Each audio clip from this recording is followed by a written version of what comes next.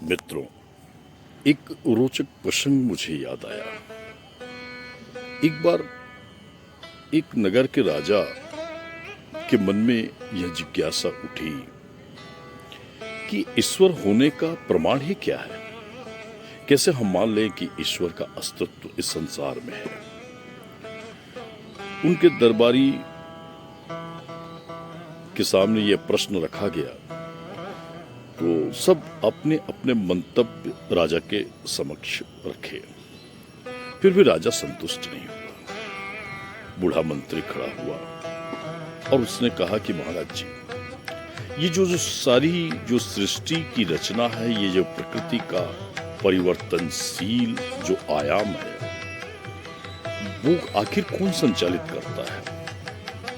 इसे तो केवल ईश्वर ही चला सकते हैं। कोई परम सत्ता, कोई ऐसी शक्ति होगी जो इसे संचालित करती है। फिर भी राजा संतुष्ट नहीं हुआ। एक दरबारी था, उन्होंने कहा महाराज जी, जब हम रात्रि को शयन करते हैं तो हमारी सांस की डोर चलाने वाला कोई तो अदृश्य शक्तिमान होगा जो हमें भोर का किरण दिखाता होगा। फिर भी राजा संतुष्ट नहीं हुआ।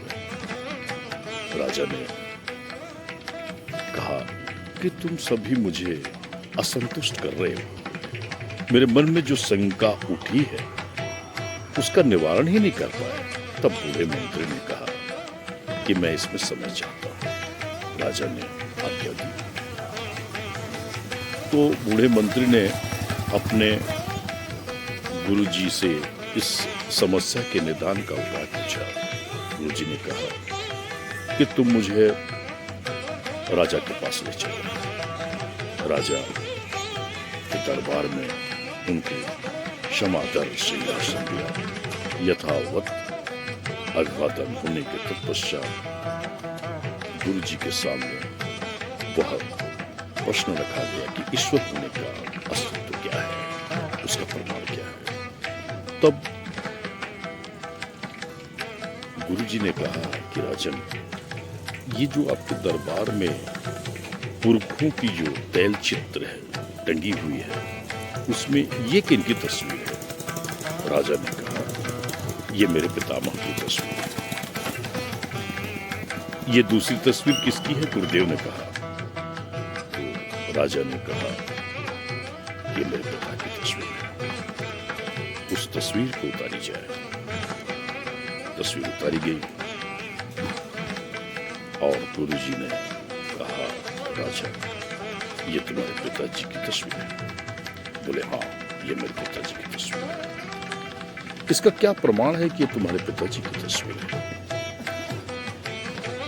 राजा ने कहा कि कैसी बात करती, सारी प्रजा जानती है मेरे ये पिता की तस्वीर है। मुझे जो राजगद्दी जो मिली है, मेरे वंशानुक्रम से मिली है।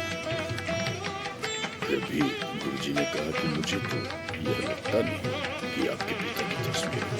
आप इस पे राजा बुरा हो गया, कैसी बात कर रहे हैं, तो प्रमाण दो कि आपके पिताजी की तस्वीर है। गुरुजी ने कहा।